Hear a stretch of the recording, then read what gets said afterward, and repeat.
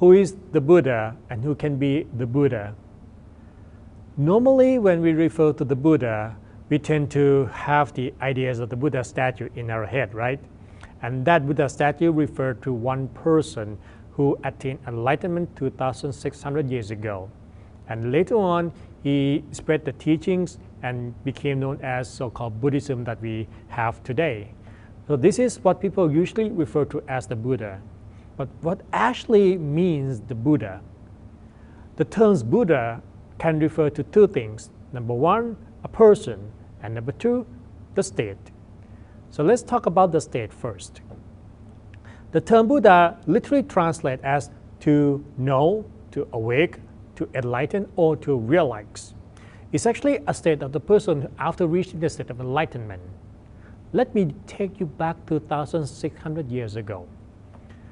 Back in that time, there were a lot of practitioners who has been looking for spiritual attainment.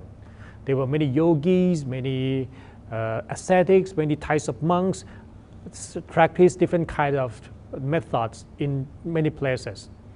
All of them aim to reach one thing, and that is the truth, or the answer to life.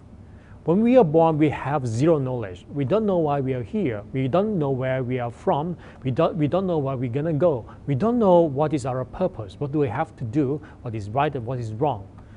Whatever we know, learn later, but it might not be the absolute truth.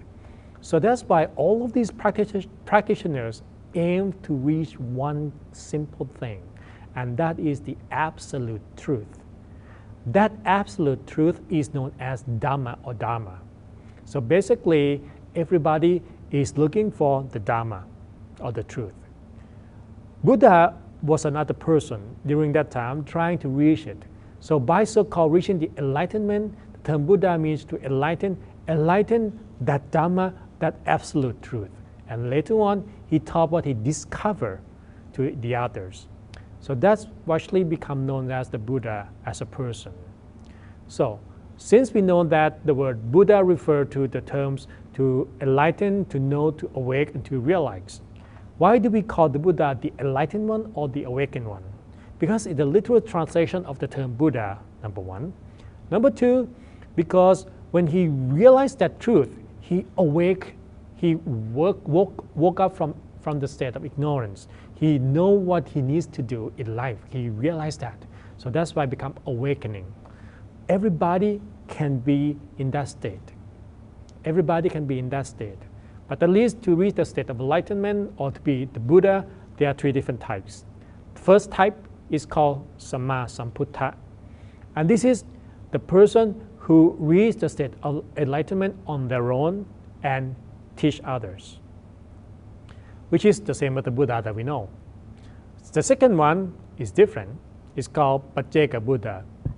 It's the silent Buddha, which refers to a person who reached the state of enlightenment on their own but do not teach others. The reason that they don't teach others is because in order for someone to become a Buddha, it takes many lifetimes of cultivation of practices until a person accumulates enough perfections to become the Buddha. But to be the Buddha who can teach requires a longer period of time to craft that teaching skills so that a person can disseminate the teachings and help others. So that's why there are a number of persons who realize that I have reached the state where I can enlighten on my own, but if I want to teach others, it would take more time. So they decided to end their task, end the journey, and pass into complete nirvana. The third one is called Anubuddha. Anubuddha refers to the person who reached enlightenment after receiving the teaching from others, whether from the other enlightened beings or enlightened person or the Buddha himself, and reach the state of enlightenment afterward. It's called Anubuddha or the Arahant. So these are the three kinds of state of Buddha that a person can reach, and basically anyone can reach it. Normally when we hear the word Buddha, it comes with another term called Bodhisattva. Bodhi means enlightened, while the word sattva means being. Together it means being the search for or looking for the state of enlightenment. Basically it can be anyone who's still trying to find a way, who's still trying to practice in order to reach the state of enlightenment. It can be anybody. So that's actually what it means by being bodhisattva. It takes lifetime after lifetime to continue the practice until one day from bodhisattva transform and enlighten into the Buddha. So that's what the process is all about. Who can be bodhisattva? It can be anybody. And eventually, everybody can be the Buddha as well. The reason because as we live in this called cycle of existence, the cycle of rebirth, it brings endless pain, endless suffering, endless sadness. When we are born, we get sick, we grow and we die. And we're born again, we get sick, we grow and we die. And then we come back again, do the same thing again and again and again. So in order to end this vicious cycle of sufferings, it's about to end from its cause. And that is to end rebirth, or to resolve the state of rebirth and get out of this cycle of existence. So that's how we can really reach the state of enlightenment, to get out of this place. Everyone finally will reach that state, the state of passing into complete nirvana. Basically, that's why everybody can be the Buddha at one point. Now let's just talk about this particular Buddha. This Buddha is called Gautama Buddha. Gautama Buddha was a person who was born in the country Nepal today. He was born in Lumbini. His hometown was Kapilavastu. During that time, his mother wanted to give birth at her hometown, Tewataha. So on the journey, he gave birth in the middle of the journey, in the place called Lumbini, which we still can visit it today. So the boy grew up, had education, had family, had kids.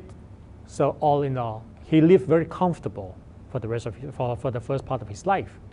But afterward, he started to witness something that we call four signs of reality. Number one, aging person. Number two, sick person. Number three, a dead person. And number four, a monk. So after witnessing the first three, he realized that this is the nature of life that everybody has to face. As a result of that, he started to feel depressed and sort of lost without any answer. When he found that there was a monk and he realized that is a researcher trying to find out the answer how to end aging, sickness, and death. So he realized that it became his task to do it on his own. That's why he left the palace at the age of 29 years old. He spent another 6 years practicing in different methods, including self-affliction or self-mortification, where he tortured himself to the extreme, but he could not find the answer. Until finally, at one night, he realized that in order to reach the state of enlightenment, it required to be in balance, the state of middle way. So that's when we sat down under the Bodhi tree in a place today called Bodh Gaya, which is in India today. So afterward, after he attained the state of enlightenment, he decided to teach others because he wanted to help people overcoming their suffering as well. That's why throughout the life, the Buddha said, I taught exactly two things. Number one, what is the nature of sufferings? Number two, how to eradicate that nature of sufferings. So this is actually what's going on as who is the Buddha and how to become a Buddha. If you started to realize that everybody can be the Buddha, including yourself, and you become more motivated enough, what it takes is that determination, perseverance of the practice.